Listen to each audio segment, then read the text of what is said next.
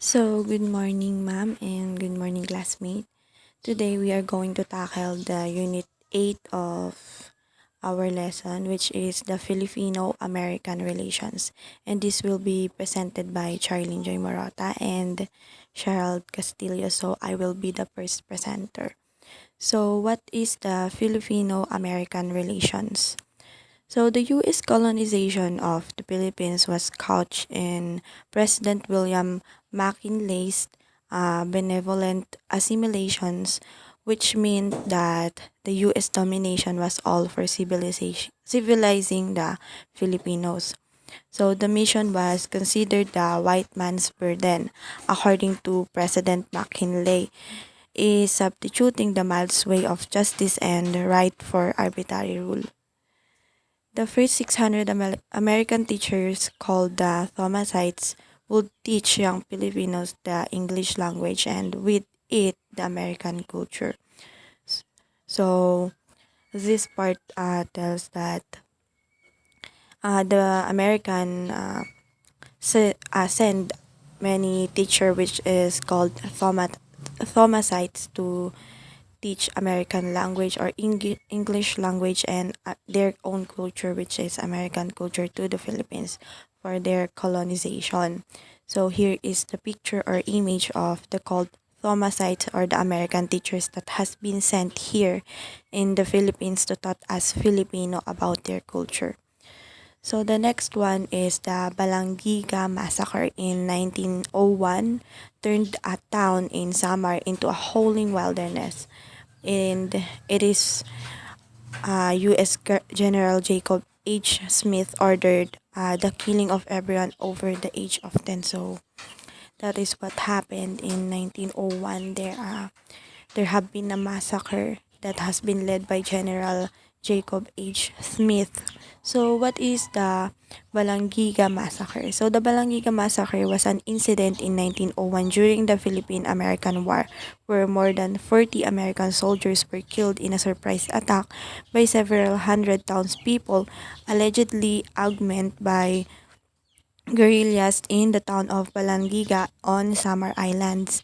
So the objective was to force the end of Philippine resistance. Part of his strategy was to close three key ports on the southern coast: Basi, Balangiga, and Guian. Samar was a major center for the production of Manila hemp, the trade of which was financing the Philippine force on the island. So the mastermind was Valeriano Abanador. So a Letran dropped out and the local chief of police. He was assisted by five locals and two guerrilla officers under the command of General Vincent Lucban and Captain Eugenio Daza and Sergeant.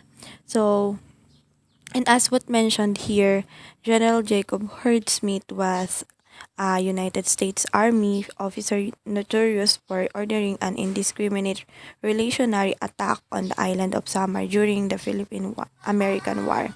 So Smith, enraged by a massacre of U.S. troops, responded with retaliatory measures of such indiscriminate brutality that he was court-martialed and forced to retire. After the surrender of Filipino General Miguel Malvar in Samar on April 16, 1902, the American civil government regarded. So, U.S.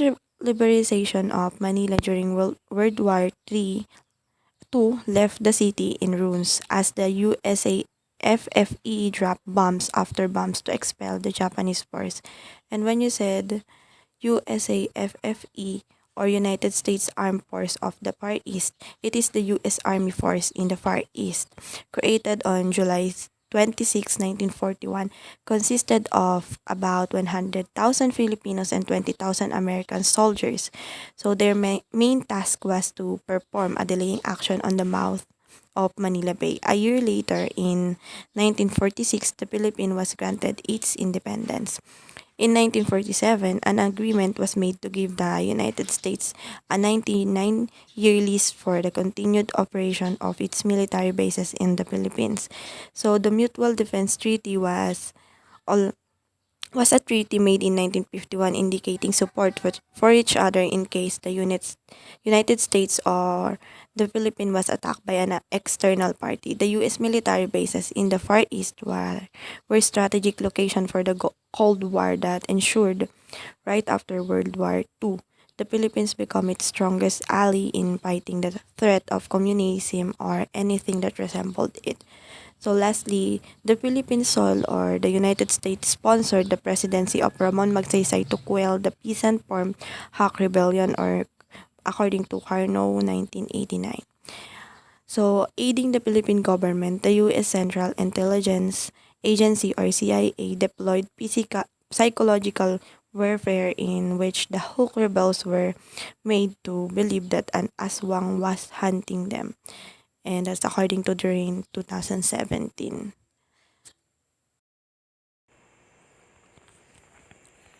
Post-US bases era.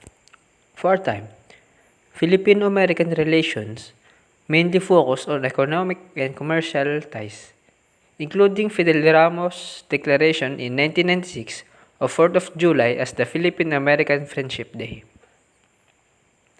Visiting Forces Agreement or VFA is a new agreement between the two countries to resume their bilateral military exercises and enhance defense cooperation.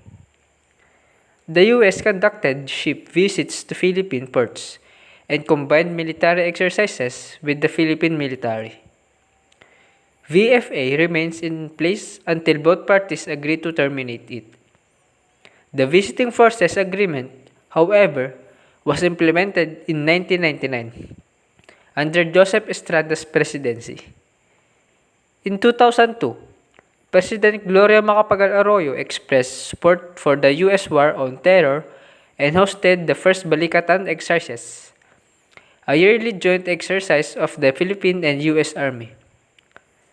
Extending its war on terror in the Philippines, the U.S. sent its troops to Basilan and Zamboanga to hunt the Abu Sayyaf group.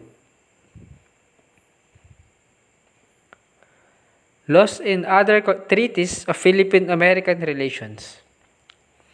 The Treaty of Paris, signed on 10 December 1898, transferred ownership on the Philippines from Spain to the United States at the cost of $20 million.